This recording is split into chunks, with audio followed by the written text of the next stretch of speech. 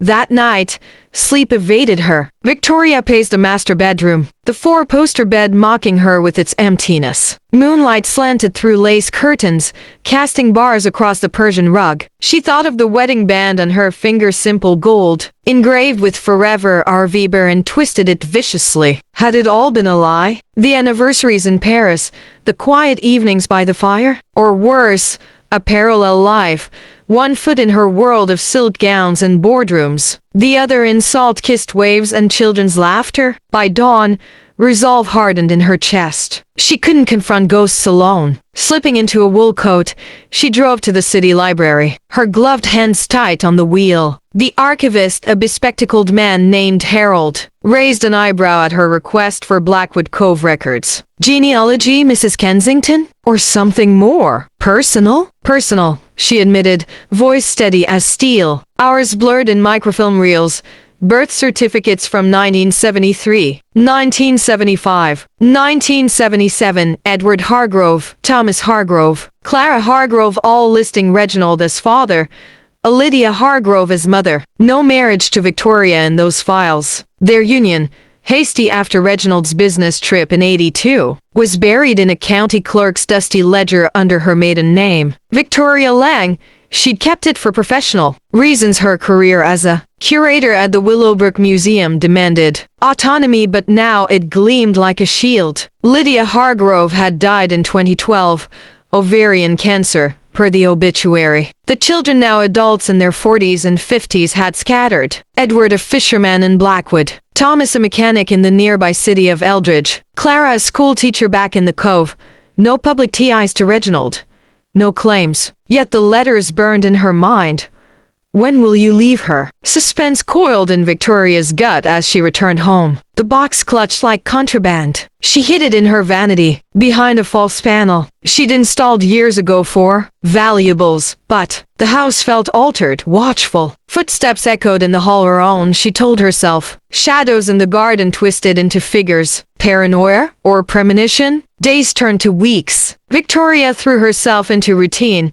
Museum lectures on Renaissance forgeries, bridge club with her septuagenarian friends. But at night, doubts gnawed. She began subtle inquiries, phoning old acquaintances under pretense of alumni newsletters. Reginald's university chums recalled a wild face post-graduation. A girl from the coast, Lydia something, broke his heart when she got pregnant. He bolted, married some society type to spite her. Society type. That was her. The pawn in his game. One rainy afternoon, as thunder grumbled over the estate, the doorbell chimed a low, insistent toll. Victoria peered through the peephole. 3 strangers on the stoop, umbrellas dripping. The man in front, mid-40s, broad-shouldered with salt and pepper hair and eyes like storm clouds. Edward. She knew instantly. Beside him, a weary man with grease-stained fingers.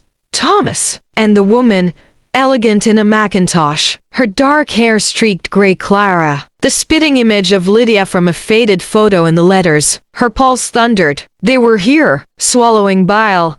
Victoria opened the door a crack. Rain lashed the portico. May I help you? The trio exchanged glances. Edward stepped forward, removing his hat. Mrs. Kensington? I'm Edward Hargrove. This is my brother Thomas, and our sister Clara. We're family. Reggie's family. The name hit like a slap. Reggie. She forced a smile, brittle as autumn leaves. Reginald passed. I'm sorry for your loss if you knew him. Clara's eyes narrowed, sharp as her father's blueprints. We knew him better than you think. He wrote to us, promised us shares in his world. The firm, the house, our inheritance. Thomas grunted, shifting a battered briefcase. Solicitor in Eldridge confirmed it. Half to you, half to us. Blood calls to blood. Victoria's laugh was a shard of glass. Half? His will leaves everything to me. No mentions. No codicils. Edward's jaw tightened. That will's a fake. Dad, Reggie told us about the other one hidden. For us, we've got letters, proof. Proof. The box in her vanity screamed. But she hadn't burned them yet, couldn't. as if destroying them would erase the truth she now craved. "Come in," she said, stepping aside, out of the rain. "We'll discuss this properly." They filed into the drawing room, dripping on antique rugs. Victoria served tea from the Wedgwood. Set Reginald's favorite her hands, steady despite the tremor in her soul. The siblings perched on velvet settees, eyes roving the opulence, crystal decanters, oil portraits of stern ancestors, hers, not his. Suspense thickened the air like fog off the cove. Clara sipped daintily. "Mother spoke of you often. The city wife, she called you. Reggie loved you in his way, but we were his heart. He sent money, visited in secret, until the end." "The end?" Victoria echoed, pulse quickening. Thomas leaned forward, voice gravelly. "Last summer, he came to Blackwood, confessed everything, said he'd make it right, divorce you, marry mother if she were alive, legitimize us. But time ran out." Lies wove through their words, but truth glinted beneath. Reginald's absences, the conferences in the north, the cologne that smelled of brine, not boardrooms. Victoria's mind raced.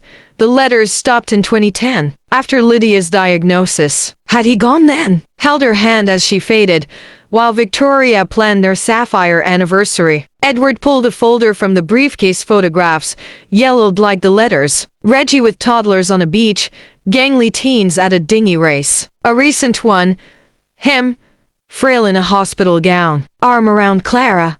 He was dying. Mrs. K confessed it all. "This house? Ours by right, not legally," Victoria countered, voice a whip. "His will was coerced," Clara interrupted. "You controlled the loggers, the documents, but we've hired our own. DNA tests confirm paternity. Courts love that." The room spun. Victoria gripped the armrest, nails digging into damask. They'd come prepared.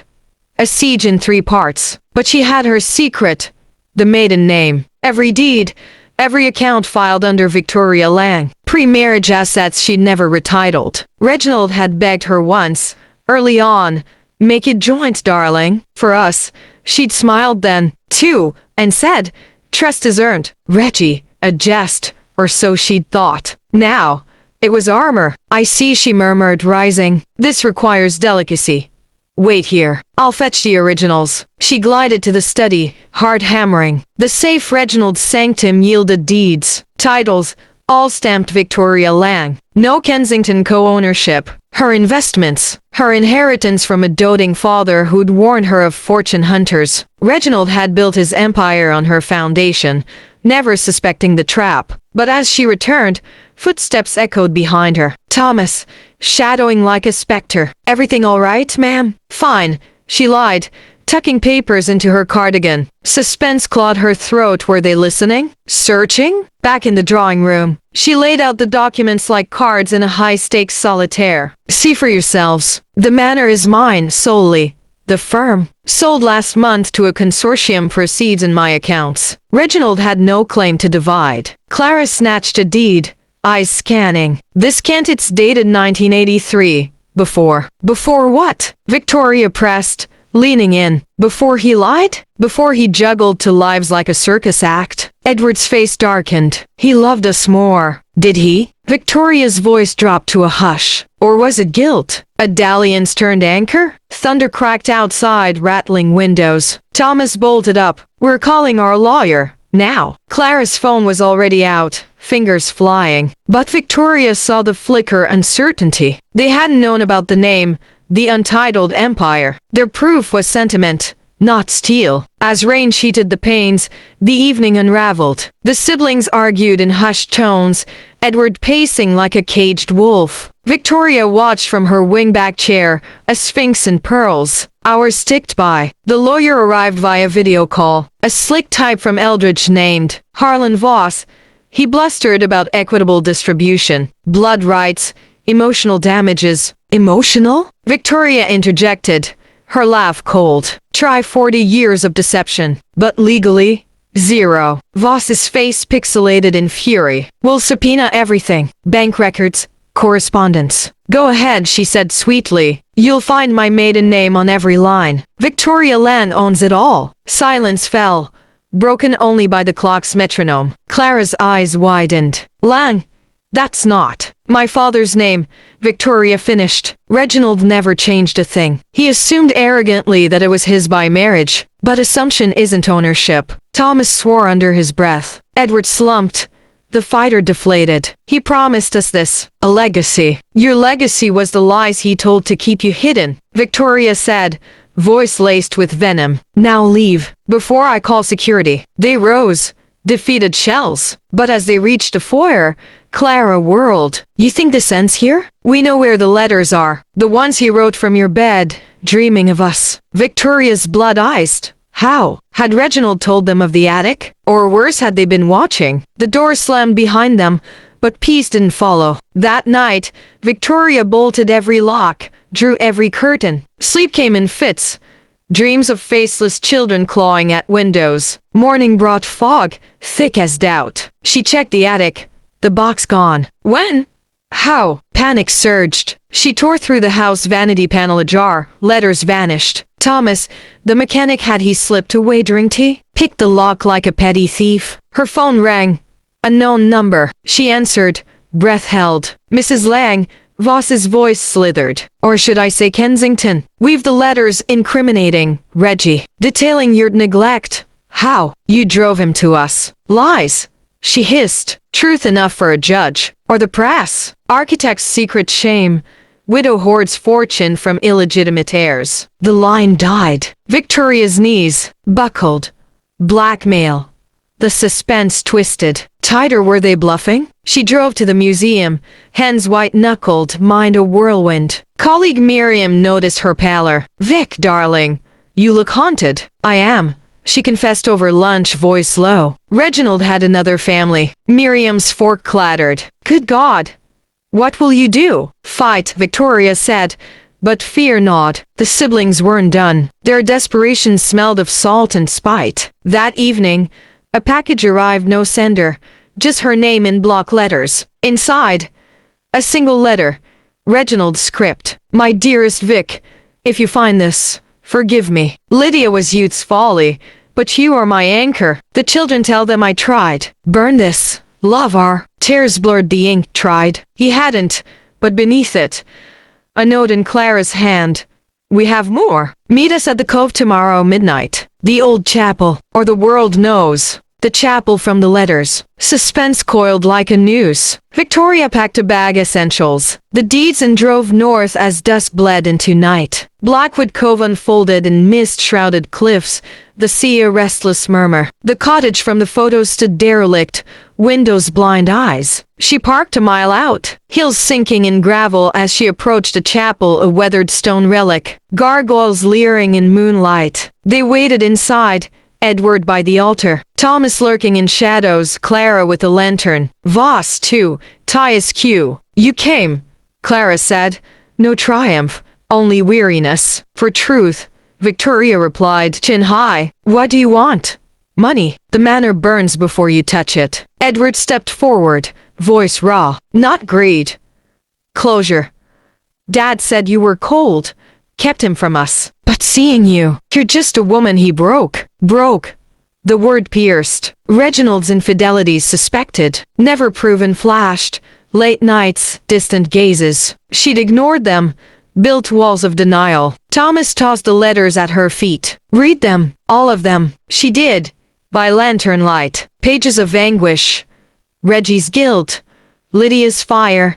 Children's innocence. One from 2005. Vic's suspects. I can't lose her world. Forgive me, my loves. Her world, not theirs. Rage simmered. He chose me, lived with me, died in my arms. Clara's laugh was bitter. In your arms? He died in mine. Last rites, Vic. He whispered your name, cursed it. Lies? Truth? The chapel spun. Voss cleared his throat. Settle out of court. 2 million each, or we go public. Victoria's mind raced. The accounts untouchable under Lang, but scandal. Her museum board. Her friends' pitying stares. No. Prove it, she said. The deathbed. Hospital records. Voss smirked. Sealed. But we have witnesses. Suspense peak, bluff or blade? She feigned consideration, then... Wait. Slipping into the vestry, she dialed Miriam. Emergency. Transfer funds my offshore to a trust. Lang Holdings. Now, minutes later, back. 1 million total. Ticket or rot in court. They murmured, divided. Edward nodded. Done. Checks signed by flickering light. The deal struck. But as Victoria turned to leave, Thomas blocked the door. One more thing. The box. From the attic. Her blood froze. What box? He grinned, feral. We took it. While you poured tea. Insurance. The letters, her proof of their knowledge, their complicity. Leverage gone. She shoved past, heart pounding, into the night. Rain slicked the path. Cliffs loomed. A slip-foot catching rock and she tumbled, rolling toward the sea's roar. Hands grabbed her Edwards, hauling her up. Careful, he muttered. Wouldn't want to lose you yet. Threat? Or mercy? She wrenched free, fleeing to her car. Tires spun on mud as she raced south, the cove's lights fading like a bad dream. Back at Kensington Hall, dawn broke gray. Police report filed.